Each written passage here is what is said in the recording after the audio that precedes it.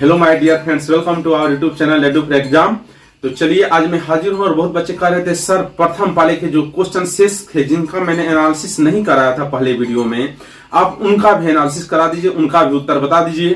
तो चलिए शेष क्वेश्चन जो इसे मैंने पहले वीडियो में नहीं बताया था और कुछ क्वेश्चनों का आंसर मैंने छोड़ दिया था जो मुझे नहीं मालूम था या उन पर डाउट था, वो अब क्लियर हुए हैं। आज वो सारे क्वेश्चंस जो मैंने छोड़ दिया था या जिनका उत्तर नहीं बताया था वो सारे आज वीडियो में बताऊंगा पूरी एक्यूरेसी के साथ।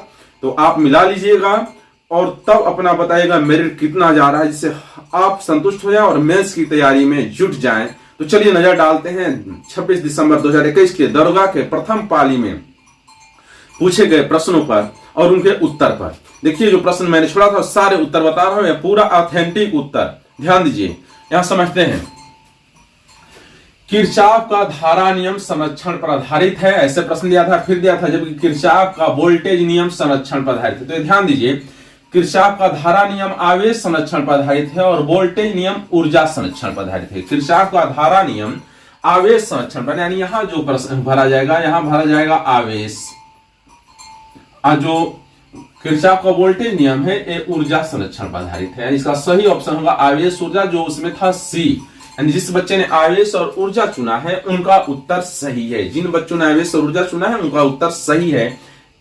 अब दूसरा प्रश्न आया था, अर्थशास्त्र को जिस अध्ययन के रूप में श्रेष्ठतम परिभाषित किया जाता है वह है।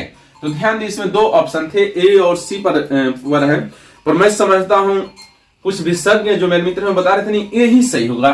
तो इस प्रकार से ये जो है अर्थशास्त्र किस प्रकार एक व्यवसाय को सबसे लाभदायक रूप में चलाया जाए, इसीलिए अर्थशास्त्र का अध्ययन किया जाता है। यानी किस प्रकार एक व्यवसाय को सबसे लाभदायक रूप में चलाया जाए, इसीलिए अर्थशास्त्र का अध्ययन किया जाता है। ऑप्शन ए सही होगा मेरे मित्रों के अनुसार। अब चलिए, भारत का वाटरमैन किसे कहा जाता है? तो जानिए, राजेंद्र सिंह को भारत का वाटरमैन कहा जाता है। याद रखना चाहिए, परीक्षा में प्रश्न आया था, ये भी शायद पूछ दे। फॉरेस्ट मैन ऑफ इंडिया किसे कहा जाता है? तो याद रखना चाहिए, जादव पायोंग को, जो असम के रहने वाले हैं। फॉरेस्ट मैन ऑफ इंडिया कहा जाता है जादव पायोंग को, जो असम के रहने वाले हैं। अब यह प्रश्न आया था, सौर सेल बनाने में प्रयुक्त किया जाने वाला तत्व है। इसमें सही उत्तर होगा सी, सिलिकॉन। जिन बच्चों ने सिलिकॉन किया है उनका सही है। सौर सेल बनाने में प्रयुक्त किया जाने वाला तत्व है सिलिकॉन। विश्व कैंसर दिवस कब मनाया जाता है? ये आप जानते हैं 4 फरवरी को। गांधार शैली समन्वय है, प्रश्न आया था, मैंने बताया था डी ऑप्शन इसका सही है। भारतीय और ग्रीक कला, इसी को कहा जाता है इंडो और ग्रीक, इन दोनों का ही मिश्रण जो है वो है गांधार शैली, कला का गांधार शैली, जिसमें कुषाणकालीन मूर्तियां बनी हुई हैं। सबसे ज्यादा गांधार शैली का प्रयोग जो हुआ है वो कुषाणकालीन मूर्तियों में हुआ है, जिसमें बुद्ध की प्रतिमा बहुत ज्यादा बनी है। ये प्रश्न आया था, इडली को किस प्रकार बनाया जाता है? तो स्टीमिंग द्वारा बनाया जाता है, भाप से बनाया जाता है। जिस बच्चे ने ऑप्शन सी किया है वो सही है। यह प्रश्न आया था, कौन सा भारत में जाति प्रथा का लक्षण नहीं है? तो जान लीजिए उसमें और सबसे सही ऑप्शन जो मिला था उसमें सी था, यानी विवाह समूह के सदस्यों के बाहर ही हो सकता है, यह जाति प्रथा का लक्षण नहीं है। भारत की संसदीय प्रणाली में शून्यकाल क्या है? तो जो प्रश्न ऑप्शन दिए थे उसके अनुसार बी सही होगा। प्रश्नकाल और कार्यसूची के बीच का समय जो है वो है शून्यकाल। प्रश्नकाल और कार्यसूची के बीच का समय जो होता है वो होता है शून्यकाल। इसमें संसद सदस्यों को प्रश्न पूछने के लिए अनुमति नहीं लेनी पड़ती या पहले निर्धारित प्रश्न नहीं होते हैं। भारत में चाय का उत्पादन में प्रथम स्थान कौन सा राज्य है? तो असम। जिस बच्चे ने असम चुना है उसका सही है। ये प्रश्न था, दुर्खिम के अनुसार आधुनिक समाज में होती है। तो जानिए सावयवी एकता होती है। ये ऑप्शन सी था, जिस बच्चे ने सुना है उसका सही है। कौन सी कमेटी मौलिक कर्तव्यों से संबंधित है? इसका ऑप्शन सी होगा, सरदार स्वर्ण सिंह कमेटी जो है यह मौलिक कर्तव्यों से संबंधित है। इसी ने सिफारिश की थी सोवियत संघ के संविधान का अध्ययन करके कि भारत में भी मौलिक कर्तव्य जोड़े जाने चाहिए। और जानते हैं भारत में मौलिक कर्तव्य 42वें संविधान संशोधन 1976 में सरदार स्वर्ण सिंह कमेटी के अनुशंसा पर जोड़े गए थे, यह याद रखना चाहिए। ये पूछा था, कौन सा क्षेत्र स्वयं पोर्टल से संबंधित है? तो इसका सही ऑप्शन होगा शिक्षा। शिक्षा का लिए लॉन्च किया गया है स्वयं पोर्टल। छोटे उपग्रहों को प्रक्षेपित करने के लिए देश का दूसरा एयरपोर्ट विकसित किया जा रहा है। तो इसका सही ऑप्शन होगा बी, तमिलनाडु। तमिलनाडु के तूतीकोरिन में छोटे उपग्रहों को प्रक्षेपित करने के लिए देश का दूसरा स्पेस पोर्ट विकसित किया जा रहा है। बहुत बच्चे बेंगलुरु किए हैं, उनका गलत है। 1942 में भारत छोड़ो आंदोलन के समय भारत का वायसराय कौन था? लॉर्ड लिन्नी थगो। लॉर्ड लिन्नी थगो, ऑप्शन ए सही था। जानते हैं भारत में सबसे लंबा कार्यकाल भी लॉर्ड लिन्नी थगो का ही था। लॉर्ड लिन्नी थगो का ही भारत में सबसे लंबा कार्यकाल था। परीक्षाओं में पूछता है, याद रहना चाहिए। ये आधा रीडिंग का प्रश्न, अनुक्रम को पूरा कीजिए। Z3A W5D O8 ऐसे Q12 ऐसे दिया था, तो इसका सही ऑप्शन होगा डी। जिसने बच्चे N17 चुना है उनका सही है। इसलिए इसमें 3 सभी में माइनस हो रहा है। यहाँ पर सभी में 2 बढ़ा, 3 बढ़ा, 4 बढ़ा, 7 बढ़ा, तो यहाँ से 3 माइनस लेते हैं तो नीचे N आता है। फिर यहाँ से 2 3 4 12, फिर 12 5 जोड़े 17, इस तरह से निकल जाता है। इसमें ऑप्शन डी से होगा N17M। यह प्रश्न आया था, किस देश के प्रधानमंत्री ने 15वीं पूर्वी एशिया सम्मेलन की अध्यक्षता की? इसका सही उत्तर होगा वियतनाम के प्रधानमंत्री ने। ए, जिस बच्चे ने ए किया उसका सही है। यह प्रश्न थोड़ा विवादित रहा है। भारत के केंद्रीय सतर्कता आयोग का मुख्य कार्य है, तो इसमें ऑप्शन ए भी होगा, डी भी होगा। अब यह आयोग पर डिपेंड है कि वह किसको मानता है। जिस बच्चे ने ये सही किया उसके भी सही होने की संभावना है, जिस बच्चे ने डी किया उसके भी सही होने की संभावना है, पर ज्यादातर चांस ए का ही है।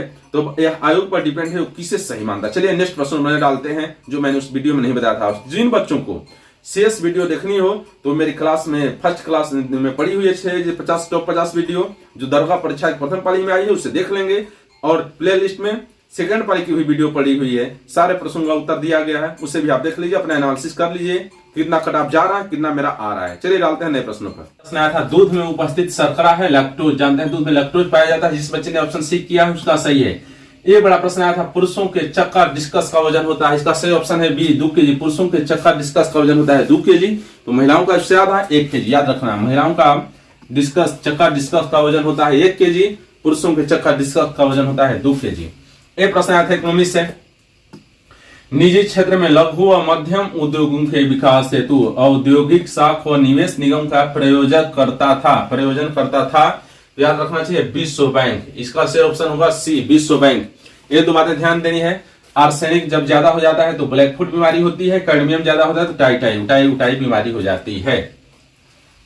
22वां, प्रतिदीप्ति नलिका तथा न्यून चिन्ह बल्ब में होता है। इसका सही ऑप्शन था डी प्लाज्मा होता है। जानते हैं पदार्थ की चतुर्थ अवस्था होती है और इसमें भरा जाता है प्लाज्मा। प्रतिदीप्ति नलिका तथा न्यून चिन्ह बल्ब में होता है प्लाज्मा। इसका सही ऑप्शन डी है। और जानिए मेरे जितने वीडियो है, मैंने फर्स्ट वीडियो में 50 क्वेश्चन करा दिए, उसमें 2-4 क्वेश्चन का उत्तर मैंने नहीं बताया था।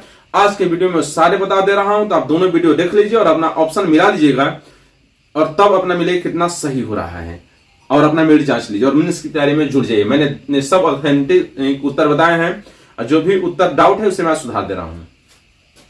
यह था क्वाड में कौन से 4 देश समाविष्ट किए गए हैं? तो याद रखना है डी। इसमें 4 देश हैं, यूएसए, जापान, भारत, ऑस्ट्रेलिया। और इसका पहला सम्मेलन अभी 14 सितंबर 2021 को अमेरिका में हुआ है।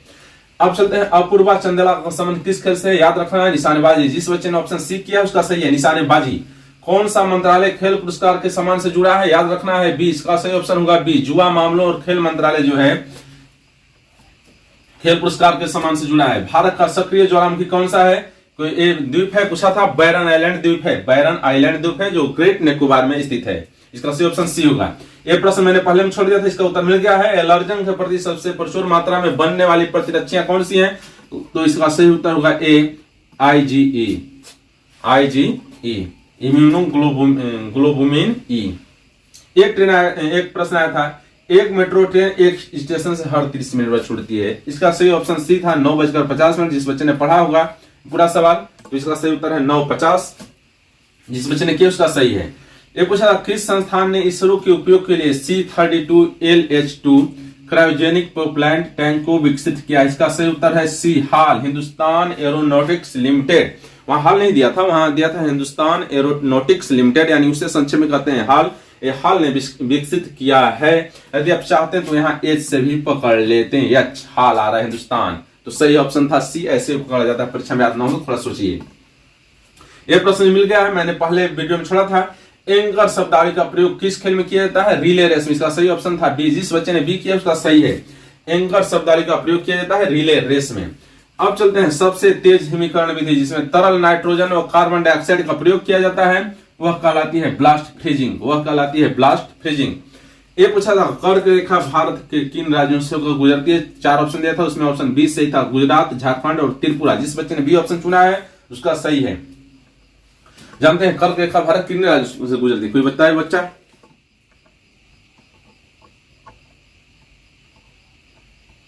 टोटल 8 राज्यों से गुजरती है और याद रखना चाहिए कर्क रेखा भारत के कुल 8 राज्यों से गुजरती है। और राज्य में बता देता हूं, गुजरात, राजस्थान, मध्य प्रदेश, छत्तीसगढ़, झारखंड, पश्चिम बंगाल, त्रिपुरा, मिजोरम।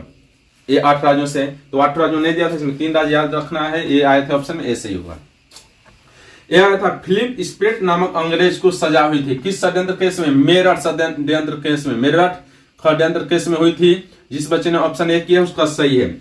ये प्रश्न आया था, ऐसी पारस्परिक क्रिया जिसमें एक जाति को लाभ होता है तथा दूसरी को न तो लाभ होता है और न तो हानि कहलाती है। मैंने पहले वीडियो में बताया था परजीविता, वो गलत है। एनसीईआरटी में दिया है सहभोजिता, मैंने इसे सुधार दिया है, सब इसे ध्यान रखेंगे। ये है सहभोजिता। ऐसी पारस्परिक क्रिया जिसमें एक जाति को लाभ होता है तथा दूसरी को न तो लाभ होता है न तो हानि होती है, वह क्रिया कहलाती है सहभोजिता। एक प्रश्न आया था 642.5 रेकरिंग 5/7। इसका सही ऑप्शन होगा डी। जिस बच्चे ने डी किया है उसका सही। बहुत बच्चे ये करते हैं सीधा गुणा करते हैं, सीधा नहीं होता। मैं बता देता हूं कैसे डी होता है, जान जाइए। मैं गुणा करना सिखा देता हूं। जिसे दिया है 642.5, तो 5 पर रेकरिंग दिया है, तो 5 से वैसे मतलब है 5 5 5 ऐसे इन्फिनिटी बार जाता है। इसमें लेना है 7 से गुणा। आप 7 से गुणा करते हैं। देखिए 7 5 35 5 हासिल 3 होता है। 7 5 35 3 38 8 हासिल 3। 7 5 35 हासिल फिर जोड़ते हैं 38 8 हासिल 3। 7 5 35 3 38 8 हासिल 3। 7 दूना 14, 14 3 17 7 हासिल 1। 7 चौक 28 1 29 9 हासिल 2। 6 7 42 2 44। तो देखिए 14 3 17 यह आया है 44 97.8885। तो ध्यान दीजिए 5 जितना बार बढ़ाते हैं 8 उतना बार बढ़ता जाता है। इस तरह से जो मान होगा 8 ही रिपीट होता है, इसलिए 8 पर रेकरिंग दे दिया जाता है। सही ऑप्शन डी था 4497.8 रेकरिंग।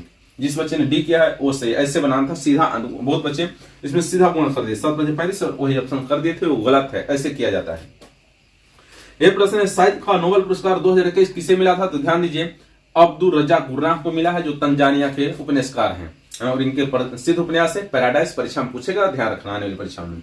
यह आया था, बड़ा फेमस है। ये प्रोमिस्ड लैंड के लेखक बराक ओबामा, जानते हैं पूर्व अमेरिकी राष्ट्रपति जो हैं, ये प्रोमिस्ड लैंड के लेखक हैं। चलिए नए प्रश्नों पर, अन्य प्रश्नों पर। उत्पादन संभावना परिधि के अंदर स्थित बिंदु है। इसमें 4 ऑप्शन दिया था, तो इसमें ऑप्शन बी सही होगा, कुशल होता है पर साध्य नहीं। उत्पादन संभावना परिधि के अंदर स्थित बिंदु कुशल होता है पर साध्य नहीं। ये समूह को उदाहरण कौन सा? भी प्रश्न आया था, 4 ऑप्शन दिया था, उसमें सही ऑप्शन है डी, परिवार का सदस्य जो है उस समूह का उदाहरण है। ये प्रश्न आया था, नाभिकीय रिएक्टर का वह अवयव जो श्रृंखला अभिक्रिया को नियंत्रित करता है, तो इसका सही ऑप्शन है नियंत्रक छड़ें। जानते हैं श्रृंखला अभिक्रिया चेन रिएक्शन को नियंत्रित करने के लिए कैडमियम और बोरान की छड़ें घुसेड़ी जाती हैं, यानी उन्हें कहा जाता है नियंत्रक छड़ें। मंदक जो मॉडरेटर जो होता है वह क्रिया को कम करता है और मॉडरेटर के रूप में हेवी वाटर भारी जल का यूज होता है, जिसका अणुसूत्र है D2O। ये ध्यान देना है। तो जो मॉडरेटर होता है वह क्रिया को कम करता है और जो नियंत्रक छड़ें जो कैडमियम और बोरान की होती हैं वह क्रिया को नियंत्रित करती हैं। ये ध्यान रखना है। इसमें सही ऑप्शन है सी। यह था 42वें संविधान संशोधन अधिनियम ने कुछ विषय राज्य सूची से समवर्ती सूची में डाल दिए हैं। इनमें से नीचे कौन गलत है? तो ध्यान, इसका सही उत्तर है डी, वन और स्थानीय सरकार जो है, वन तो है पर स्थानीय सरकार जो है वो राज्य सूची से समवर्ती सूची में नहीं डाली गई है। तो इसका सही उत्तर है डी, 42वें संविधान संशोधन द्वारा। तो ध्यान दीजिए, हम जान लेते हैं कौन से 5 विषय हैं जो 42वें संविधान संशोधन द्वारा राज्य सूची से समवर्ती सूची में डाले गए हैं। तो ध्यान दीजिए, पहला है शिक्षा, दूसरा है वन, तीसरा है माप तौल, चौथा है जंगली जानवर एवं पशुओं का संरक्षण, फिर 5वां है न्याय प्रशासन। न्याय प्रशासन तो मिला लीजिए, इसमें सही ऑप्शन होगा डी। यह प्रश्न है, आमने सामने की अंतःक्रिया के संदर्भ में मानव व्यवहार के अध्ययन को क्या कहते हैं? सूक्ष्म समाजशास्त्र, सूक्ष्म समाजशास्त्र, माइक्रो सोशियोलॉजी। यह प्रश्न इंपोर्टेंट है, तो इसका सही उत्तर था बी, आमने सामने की अंतःक्रिया के संदर्भ में मानव व्यवहार के अध्ययन को कहते हैं सूक्ष्म समाजशास्त्र, माइक्रो सोशियोलॉजी। यह प्रश्न आया था 7वीं पंचवर्षीय योजना के अंतर्गत अपनाई गई विकास व्यूह रचना थी। 4 ऑप्शन दिया था, उसमें सभी सही ऑप्शन थे, यानी इसका सही उत्तर होगा डी, ए सभी। यह था वर्ग संघर्ष की अवधारणा किसने दी है? इसका सही उत्तर है कार्ल मार्क्स ने दी है वर्ग संघर्ष की अवधारणा। अब ध्यान दीजिए, इन्होंने पुस्तक लिखी है फेमस, जानते हैं कम्युनिस्ट, याद रखना है, पूछता है परीक्षा में। कार्ल मार्क्स ने जो बुक लिखी है उसका नाम है कम्युनिस्ट। अब ध्यान दीजिए, वेबर के अनुसार निम्न में से कौन सा पारस्परिक सत्ता का स्रोत है? याद रखना है, इसका सही ऑप्शन सी होगा, नौकरशाही, ब्यूरोक्रेसी जो है वो पारस्परिक सत्ता का स्रोत है। अब यह प्रश्न है, किस देश ने हाल ही में सिरकान हाइपरसोनिक मिसाइल का पनडुब्बी से टेस्ट फायर किया है? याद रखना था, इसका सही ऑप्शन था बी, रूस ने किया है हाइपरसोनिक मिसाइल का पनडुब्बी से टेस्ट फायर। यह था फिट मोबाइल एप्लीकेशन किस मंत्रालय ने शुरू किया है? तो इसका सही उत्तर था ए, खेल कूद मंत्रालय ने फिट मोबाइल एप्लीकेशन शुरू किया है। यह प्रश्न बड़ा टेढ़ा दिया था भाई, किस कंपनी ने 1983 में हिम्यूलिन की बिक्री शुरू की थी? सोचिए कितना पुराना प्रश्न, 1983 में हिम्यूलिन की बिक्री शुरू की थी। उसका सही उत्तर है, यही ली से पकड़ना था, एली लिली, जो पेनिसिलिन से संबंधित थी। ध्यान दीजिए, पेनिसिलिन से संबंधित थी, इसका सही उत्तर है ये। यह था 2001 की जनगणना के अनुसार भारत की जनसंख्या थी, मिलियन में पूछा था, मिलियन बिलियन बच्चे कंफ्यूज हो रहे हैं, इसका सही उत्तर था डी, 102.9 मिलियन। सोचिए 2001 का पूछा है, 2011 की जनगणना 21 की होने जा रही है, पहले भी 2001 पूछा है, पेपर टफ बनाने के लिए, बच्चे पीछे का भूल गए, पूछ दो है। इनमें से कौन एक आवश्यक अमीनो एसिड है? लियोसिन, इसका सही ऑप्शन होगा बी। अरे कुछ ऐसा प्रश्न पूछा है ना, पेपर सेटर के बाप से नहीं बनेगा, पेपर सेटर के बाप से ना बनी तोरा पेपर सेटर। काहे बच्चा से ऐसा पूछा, तुम बच्चों का दिल तोड़ दिया है। मॉडर्न हिस्ट्री गायब है, सोचिए इंडियन ज्योग्राफी गायब है, सारा गायब है इसमें, पेपर क्या हम बताएं। ये प्रश्न था, पेले किस खेल का प्रसिद्ध खिलाड़ी था? याद रखना है, फुटबॉल का सबसे प्रसिद्ध खिलाड़ी था वो है पेले, ब्राजील का बड़ा फेमस खिलाड़ी है। यह था मराठा शासक छत्रपति शिवाजी की राजधानी का नाम रायगढ़। जानते हैं शिवाजी का राज्याभिषेक जो है 1674 में रायगढ़ में हुआ था, मैंने एक वीडियो में बताया है, और देखिए आया है, शिवाजी की राजधानी का नाम था रायगढ़। हर्षवर्धन के साम्राज्य की राजधानी थी कन्नौज, थानेश्वर नहीं, बोलते थानेश्वर क्यों गलत है। जहांगीर के शासनकाल में किस चित्रकार को नादिर उल असर के खिताब से नवाजा गया था? सही उत्तर था डी, उस्ताद मंसूर को। ये बड़ा अच्छा प्रश्न आया था, संघ का प्रश्न है। निम्न नाटकीय क्षय में उत्सर्जित कणों का क्रम है, इसका सही उत्तर था डी, बीटा अल्फा गामा। मैं बता रहा हूं कैसे होगा ये सही, सब बच्चे ध्यान से समझेंगे इसे। पहले मेरे 3 बातें ध्यान रखिए। जब किसी पदार्थ से, जब किसी परमाणु से गामा कण, एक गामा कण उत्सर्जित होता है तो उसके परमाणु द्रव्यमान और परमाणु संख्या पर कोई प्रभाव नहीं पड़ता है। जब गामा कण उत्सर्जित होता है तो अब नाटकीय क्षय में परमाणु द्रव्यमान और परमाणु संख्या पर कोई प्रभाव नहीं पड़ता है। जब एक बीटा कण उत्सर्जित होता है तो परमाणु संख्या में 1 की वृद्धि होती है, द्रव्यमान में no change, mass number no change होता है। और जब एक अल्फा कण उत्सर्जित होता है तो परमाणु द्रव्यमान में 4 की कमी होती है और परमाणु संख्या में 2 की कमी होती है। जब किसी परमाणु के नाभिक से एक अल्फा कण उत्सर्जित होता है तब। ध्यान दिया, समझते हैं, ध्यान दिए, तत्व दिया है यहाँ मिले। परमाणु द्रव्यमान पहले जेड था, Z+1 हो रहा है, सॉरी ध्यान दीजिए। यहाँ नीचे होती है परमाणु संख्या, नीचे होती है परमाणु संख्या, ऊपर होता है परमाणु द्रव्यमान। नीचे परमाणु संख्या, ऊपर होता है परमाणु द्रव्यमान। अब मिलाएंगे, जब ही इसमें से एक कण उत्सर्जित हो रहा है तो परमाणु द्रव्यमान में 1 की, परमाणु संख्या में 1 की वृद्धि हो रही है, पर परमाणु द्रव्यमान ए है तो ए ही है, नो चेंज। यानी मैंने बताया था बीटा कण जब उत्सर्जित होता है तो परमाणु संख्या में 1 की वृद्धि होती है पर परमाणु द्रव्यमान में कोई परिवर्तन नहीं होता। तो मिलाइए, परमाणु संख्या पहले जेड थी, अब Z+1 हो रही है, यानी इसमें 1 वृद्धि हो रही है, पर परमाणु द्रव्यमान नो चेंज हो रहा है, यानी यहाँ पर बीटा कण उत्सर्जित है तभी हो रहा है। अब देखिए यहाँ पर अल्फा उत्सर्जित हो रहा है, मैंने बताया अल्फा कण उत्सर्जित होने पर परमाणु द्रव्यमान में 4 की कमी और परमाणु संख्या में 2 की कमी होती है। मिलाइए, यहाँ परमाणु द्रव्यमान है, यहाँ A-4 यानी इसमें 4 कमी हो रही है, यहाँ इसमें 2 की, ध्यान दिए Z+1 है, इसमें से हम 2 घटाते हैं तो Z-1 हो जाता है। तो मिलाइए, यानी अल्फा कण उत्सर्जित हो रहा है तभी तो परमाणु संख्या में 2 की कमी हुई है, परमाणु द्रव्यमान में 4 कमी हुई है। अब मिले, जो परमाणु द्रव्यमान यहाँ है और जो परमाणु संख्या यहाँ है वही यहाँ पर है, तो मैंने अभी बताया है गामा कण के उत्सर्जित होने पर परमाणु संख्या और परमाणु द्रव्यमान पर कोई प्रभाव नहीं पड़ता है। यानी हमारा जो सही उत्तर आया बीटा अल्फा गामा जो है यही उत्सर्जित हो रहे हैं, बीटा अल्फा और गामा कण उत्सर्जित हो रहे हैं, यानी सही ऑप्शन 30 यानी बीटा अल्फा और गामा।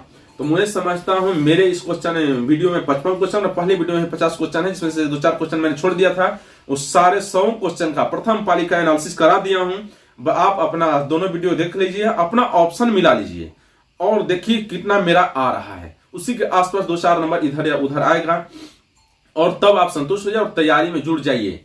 और मैं समझता हूं यदि ये वीडियो आपको पसंद आया हो तो चैनल को लाइक, सब्सक्राइब और शेयर कर दीजिए, बेल आइकन को प्रेस कर दीजिए, जिससे हर आने वाला अपडेट आपको मिलता रहे। तो चलिए मिलते हैं फिर दूसरे दिन। Good night.